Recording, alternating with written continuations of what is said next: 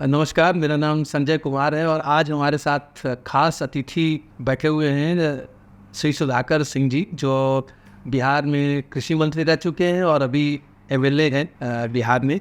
और आज सोहम के ऑफिस में आए हुए हैं, ये हमारे लिए आज बहुत ही खुशी की बात है।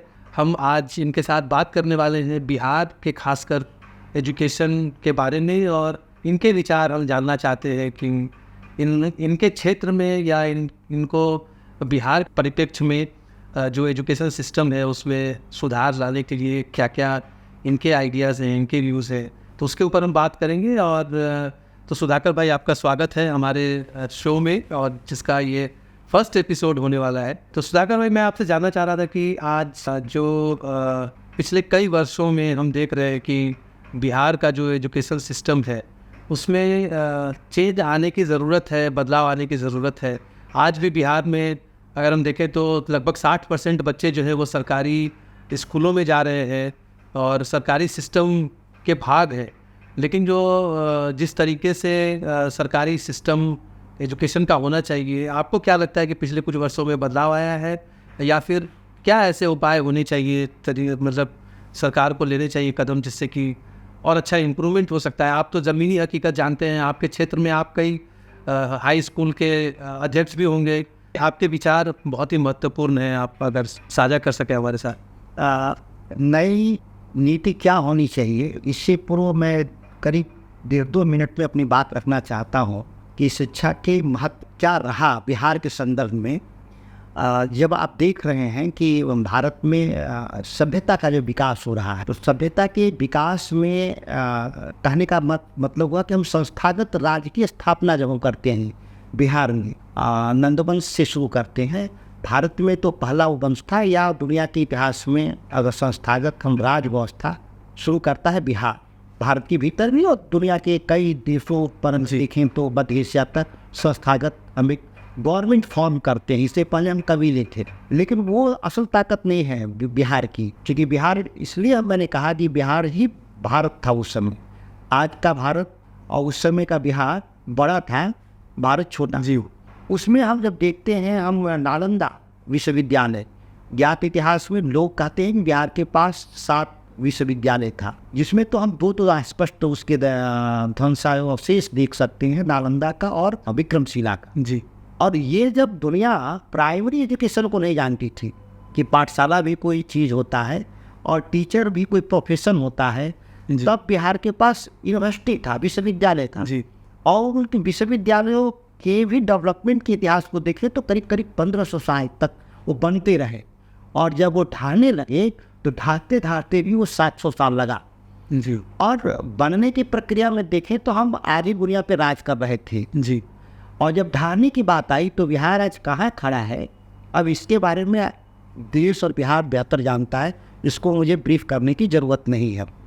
7वीं सदी तक मेरे पास था विश्वविद्यालय जी, नालंदा विश्वविद्यालय, और हम 7वीं सदी तक बिहार के लोग देश पर ही नहीं आधी दुनिया पे हम राज कर रहे थे, साम्राज्य था।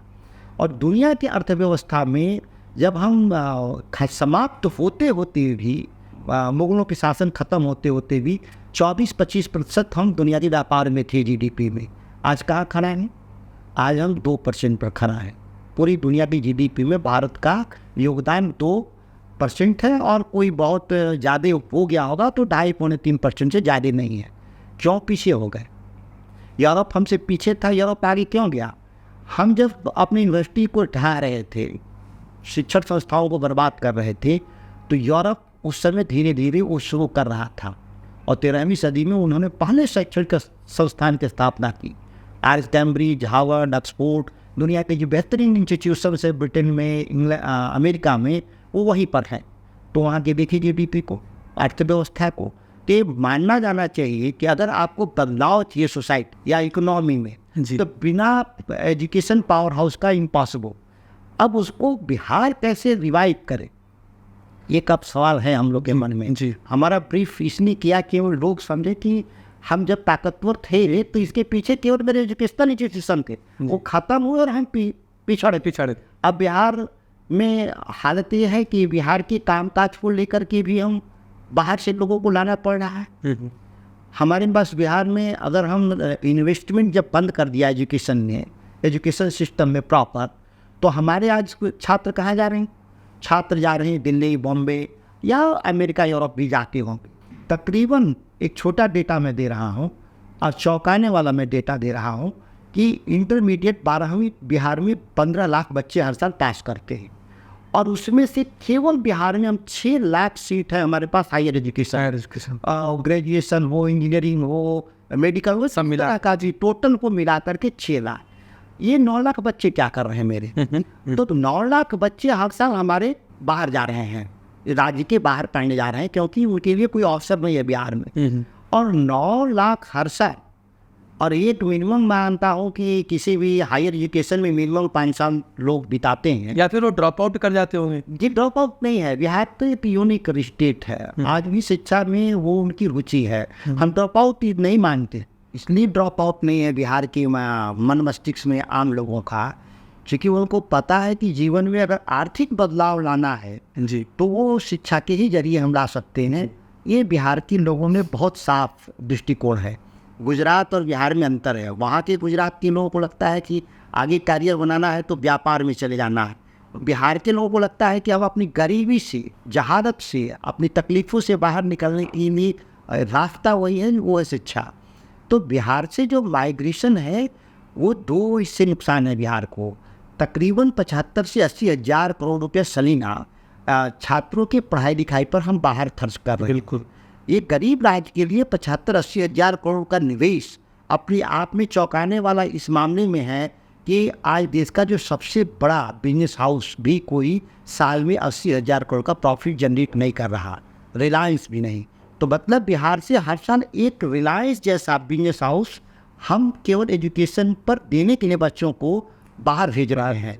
तो हम बेसिकली मेरा कैपिटल आउटफ्लो है। बिल्कुल बिल्कुल।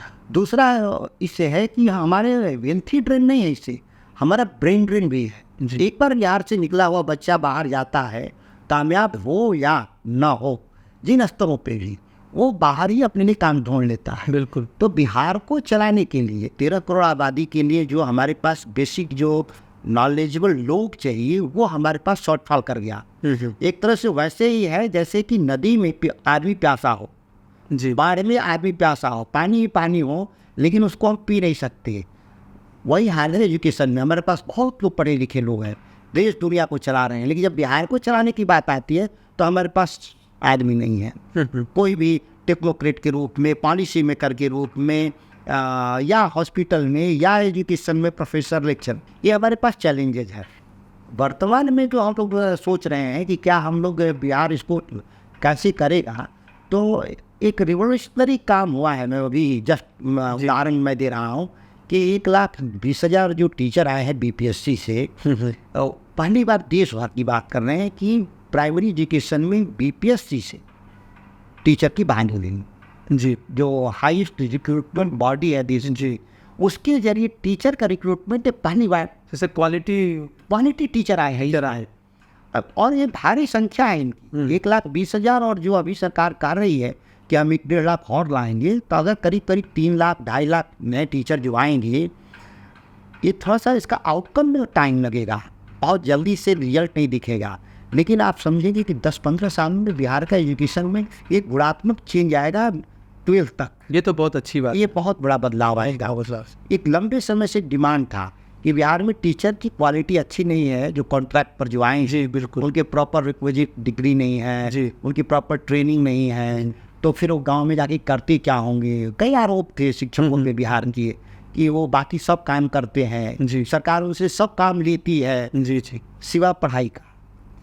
लेकिन वो चीज़ बदल जाएगा एक लंबे समय के बाद, बिहार को हुआ है। लेकिन इसके अलावा भी बेसिक एजुकेशन के अलावा हायर एजुकेशन पे बहुत ध्यान देना होगा। वो अभी हम बहुत पिछड़ गए हैं बिहार में। हमको नालंदा यूनिवर्सिटी जो था पुरातन यूनिवर्सिटी, वैसा गौरव वाला विश्वविद्यालय हमको बिहार में चाहिए। आधे दर्जन भी अगर बन जाते हैं तो चाहेंगे, लेकिन अभी तो वो गौरव नहीं हम ला पाएंगे। लेकिन दिल्ली विश्वविद्यालय जैसा भी आ जाए, जेएनयू जैसा भी बिहार को आ जाए, तो भी एक बहुत बड़ा बदलाव आएगा। लेकिन उसमें अभी कोई काम हम सब नहीं कर पाए हैं बिहार के भीतर। तो उसमें आपको चैलेंजेस क्या लग रहा है, वो क्या चैलेंजेस है जो आप देख रहे हैं अपने आसपास के स्कूलों में या कॉलेजेस में? कॉलेज अगर हम हायर एजुकेशन की बात करें तो क्या कुछ मुख्य चैलेंजेस हैं जो हम ओवरकम नहीं कर पा रहे हैं? क्या हमारे पास बिल्डिंग्स नहीं है? क्या हमारे पास अच्छे टीचर्स नहीं हैं? क्या हमारे पास बच्चों के चौमुखी विकास के लिए सिस्टम नहीं है, इंफ्रास्ट्रक्चर नहीं है? क्या ऐसी चीज़ें हैं जो चैलेंजेस है, क्या रोक रहा है हमें? जिन चीज़ों की आप चर्चा किए इसके अलावा भी चैलेंजेस हैं। जी जी। वो है हमारी सरकार में बैठे हुए लोगों का माइंडसेट में वो बदलाव चाहिए, या हम ये कह सकते हैं कि जो पॉलिटिकल सिस्टम है, जो पूरी सिनारियों को बदलाव के लिए ज़रूरी ताकत हासिल होता है, क्योंकि उसमें जो बजटरी सपोर्ट है वो अभी हमारे भीतर नहीं है। दूसरा ये है कि इंफ्रास्ट्रक्चर के स्तर पे बिहार में विश्वविद्यालय हो या महाविद्यालय हो, बहुत सारा निवेश हुआ है और भी निवेश की आवश्यकता है, लेकिन इससे काम बंद नहीं हो सकता। आप देखेंगे जब हम सबसे ताकतवर संस्थानों के रूप में जिनका मैं जिक्र कर रहा था, जो बिहार का हिस्सा है बक्सर, और जहाँ से कि एक संस्थागत शिक्षा की हम कल्पना करते हैं कि भगवान राम की पढ़ाई हुई थी, जहाँ विश्वामित्र ने आश्रम स्थापित किया था, तब क्या इंफ्रास्ट्रक्चर था? तब तो हमारे बिल्डिंगें नहीं थी, झोपड़ियाँ थी। बिल्कुल। और उन झोपड़ियों को भी उस समय की तत्कालीन सरकारें, जिसको तारका हम बोलते हैं, उस इलाके की जो राजा महारानी थी या राजा थी, वो उसको नष्ट करना चाहती थी। फिर भी शिक्षा ग्रहण किए, भगवान के रूप में तब्दील हुए राम। ये मैं नहीं मानता कि इंफ्रास्ट्रक्चर ही जरूरी तत्व। बिल्कुल। उसको चलाने वाले महत्वपूर्ण लोग जो लीडर होते हैं, लीडर है, यूनिवर्सिटी पे लेवल पे एडमिनिस्ट्रेटिव लीडर हो या एकेडमिक लीडर हो, जी। वो दोनों का सर्ट फाइन।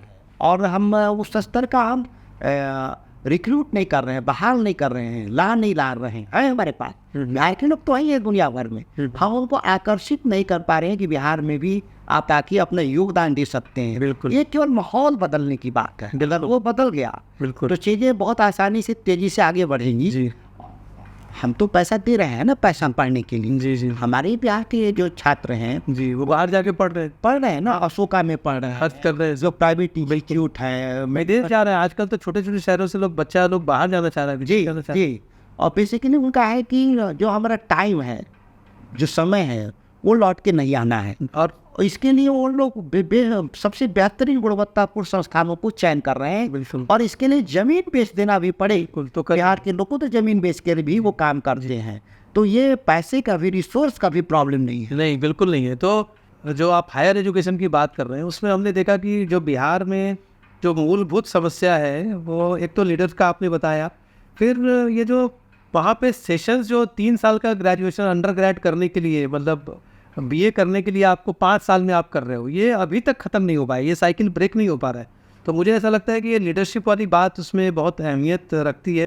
तो बहुत सारे बातों पे हमने चर्चा की और ध्यान दिया। तो आपको क्या लगता है कि जो बिहार में बच्चे हैं, जैसे हम सोहम के तरफ से भी एक कार्यक्रम लेके आ रहे हैं और उसको बिहार को ही फोकस में रखा है, कि कार्यक्रम का नाम है बोधि, और बोधि के माध्यम से हम बिहार के जो टियर 2 टियर 3 सिटीज़ वाले बच्चे हैं, टाउन्स वाले, छोटे टाउन्स वाले, शहर वाले बच्चे हैं, या फिर जो ग्रामीण क्षेत्र में बच्चे हैं, उन तक हम पहुंचना चाहते हैं सिस्टम के ज़रिए। और उसमें हमारी परिकल्पना ये है कि जो बच्चे हैं जो 8वीं से 12वीं तक हैं, अगर उनके बीच उनको हम एक्सपोज़र ज़्यादा दें अलग अलग सेक्टर्स के बारे में, क्योंकि जो हमारा ये मानना है कि जो बिहार में बच्चे हैं या अन्य राज्य में भी बच्चे हैं, ऐसे छोटे शहरों में, गाँव में, उनको इंजीनियरिंग और मेडिसिन के अलावा बहुत सारे सेक्टर्स के बारे में पता नहीं है।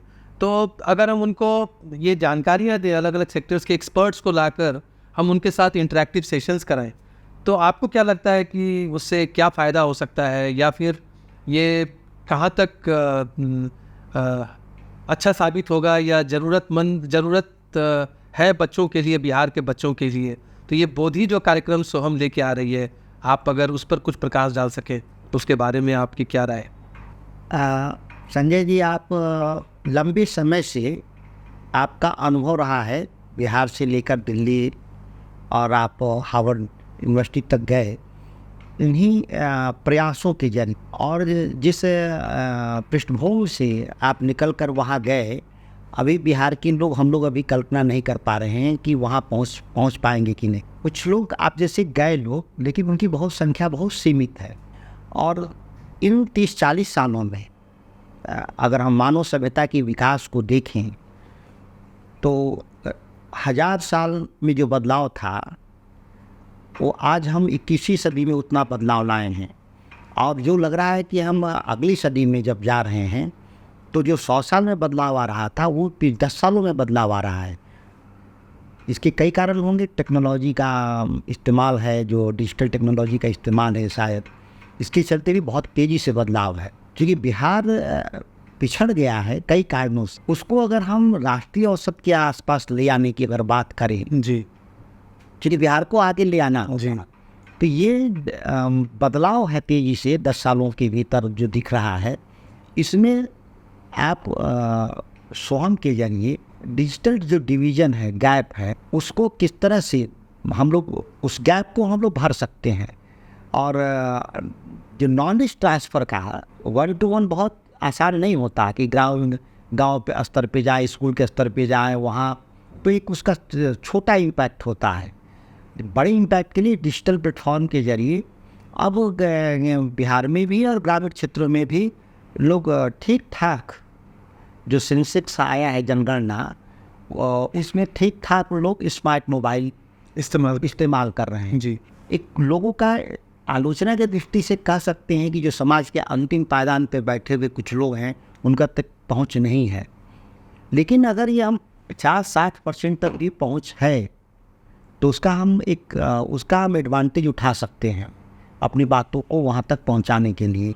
जो बिहार के लोग सक्सेसफुल लोग हैं अलग अलग डायमेंशंस में, अलग अलग फील्ड में, ह्यूमैनिटीज़, इंजीनियरिंग, मेडिकल साइंसेज के अलावा बहुत सारा स्पेक्ट्रम है जिसकी हम लोग गिनती नहीं जानते। क्योंकि हम लोग भी ओल्ड स्कूल के लोग हैं जो ट्रेडिशनल एजुकेशन लेकर आए हैं और बाकी चीज़ें हम लोग सुनते हैं, लेकिन उसका रियल इम्पैक्ट हम लोग भी नहीं जानते जो आपके माध्यम से वहाँ हो सकता है। बिहार में बिहार के लोगों में बहुत खूबसूरती है, एडॉप्टेबिलिटी बहुत है। लोग एडॉप्ट करते हैं, ये नहीं है, नकारते नहीं, वो हर नई चीज़ को स्वीकार करते हैं। जी, बिहार जड़ नहीं है, जैसा कई लोग आरोप लगाते हैं कि बिहार बहुत जड़ है, जल्दी बदलाव नहीं लाता। नहीं, बिहार एक पीढ़ी ज़्यादा सोचता है आगे का, जिसके चलते लोगों का आरोप है कि बिहार कई अवसरों पे आप देखे हैं, धार्मिक सुधारों को लेकर के, सामाजिक सुधारों को लेकर के, अपने राजनीतिक आंदोलनों के जरिए बिहार एक पीढ़ी आगे सोचता है और उनका एडवांटेज है। लेकिन ये तमाम चीज़ें जो है वो बहुत सीमित दायरे में, जो कह सकते हैं संख्या दृष्टि से 2-3-5% लोगों तक, लेकिन वो भी 3-4-5 बड़ी आबादी हो जाती है। बिहार बहुत बड़ा पॉपुलर स्टेट है। हम लोगों को इसकी पहुंच 70-80% तक लोग पहुंच हो, ये पूरे नॉलेज ट्रांसफ़र का जो नया तकनीकी है, जो नए क्षेत्र खोल रहे हैं, तो बिहार के बच्चे इतने प्रतिभाशाली हैं कि उसको एडॉप्ट करेंगे। और इसमें प्रयास जो आप कर रहे हैं वो परिणाम देगा। उसमें हम लोग भी कहीं खड़ा हो सकते हैं आपके साथ, तो हम लोग को भी बहुत खुशी होगा। खुद अगर राजनेता के तौर पर मुझे देखें तो हम लोगों को भी कंटिन्यूअस अपग्रेड होना होगा। अगर हम परंपरागत तरीके से ही अगर समाज को देखेंगे और बदलाव उतनी तेज़ी से नहीं होगा।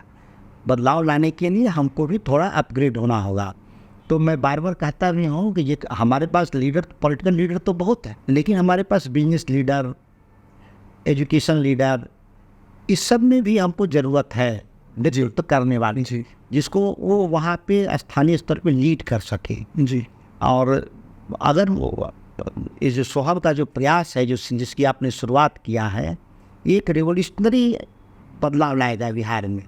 तो वही जो बोधि प्रोग्राम है, सोहम का जो बोधि प्रोग्राम है, उसमें हम लोग 8वीं से 12वीं कक्षा के बच्चों को अभी हम टारगेट कर रहे हैं कि जितना जल्दी हो सके उन बच्चों को, अगर उनका जो एक्सपोज़र है वो अगर बढ़ सके, कि अभी तक वो सिर्फ इंजीनियरिंग और मेडिसिन के बारे में जान रहे हैं, तो उससे उनको जब अलग अलग क्षेत्रों के बारे में जानकारियाँ मिलेंगी और कोई एक्सपर्ट आएगा और 360 डिग्री उसका एक व्यू देगा कि उसके लिए अलग अलग सेक्टर्स के लिए कि आप क्या पढ़ाई करो, कैसे उसमें जाओगे, कितनी कमाई होती है, क्या जर्नी होता है, तो उससे बच्चों को एक्सपोजर मिलेगा। यही योजना है इसमें जो हम लोग आगे बढ़ रहे हैं। जब आप बोधी कार्यक्रम शुरू कर रहे हैं, कर चुके हैं, इससे पहले याद करिए कि आपके द्वारा मेरे रामगढ़ के इलाके में कई हाई स्कूलों में बच्चों को ऑनलाइन आपने एजुकेशन मुहैया कराया था, जो देश के आईआईटी के स्टूडेंट थे, जो उन्होंने फ्री ऑफ कॉस्ट उनको एक घंटे का लगभग वो क्लास दे रहे थे, मैथमेटिक्स, केमिस्ट्री, बायोलॉजी जी। तो उसका एक बहुत बड़ा इम्पैक्ट आया कि जो वहाँ स्थानीय स्तर पे टीचर थे, उनसे फार बेटर वो स्टूडेंट जो आए थे, जो उनको टीच कर रहे थे जी। और इसका बहुत असर हमने देखा। जी। एक तो डिजिटल गैप जो था उसको भी लोगों ने समझा कि नहीं, शॉर्टफॉल है, इसको भी ठीक करना है। जी। जी। तो इसका एक बेनिफिट लोगों को मिला। एक बड़ा आइडिया इससे और अच्छा होगा कि हमारे जो स्टूडेंट जो माइग्रेट करते हैं, जो जिसका मैं समाधान हमेशा चाहता था कि बच्चे जब बाहर चले जाते हैं तो बाहर से वापस नहीं लौटते, तो मेरा ब्रेन ड्रेन है वो। अगर हमारे बच्चे यहीं पढ़ने बोधी के जरिए वो सभी नॉलेज ट्रांसफ़र जो अलग अलग इंडस्ट्री में उनके एक्सपर्टीज है, वो अगर हमारे बिहार के बच्चों को मिल जाए तो एक तो चीपर है, सस्ता पड़ेगा, क्योंकि जाना एक महंगा चीज़ है, और दूसरा ये बच्चे फिर बिहार के इकोनॉमी में, बिहार की अर्थव्यवस्था में वो योगदान देंगे। बढ़िया, यही हमारा उद्देश्य है कि हम किस तरीके से अपने जो बिहार के बच्चे हैं या फिर और भी राज्य के बच्चे हैं, इवेंचुअली वो कितना डाइवर्सिफाइड जो अब उनके जो अपॉर्चुनिटीज़ हैं उसको वो जान सकें, और उसको जानने के साथ साथ उस क्षेत्र में अपना एक क्षेत्र अच्छा चुन सकें, और उसके बाद वो अपने राज्य में रह के पढ़ाई करें, राज्य में रह के काम करें या वापस राज्य को दे सकें। तो यही उद्देश्य है हमारा बोधी के माध्यम से, बोधी कार्यक्रम के माध्यम से। बहुत बहुत शुक्रिया आपका, बहुत बहुत आपको भी बहुत शुभकामना इस बड़े कार्यक्रम को करने के। Thank you.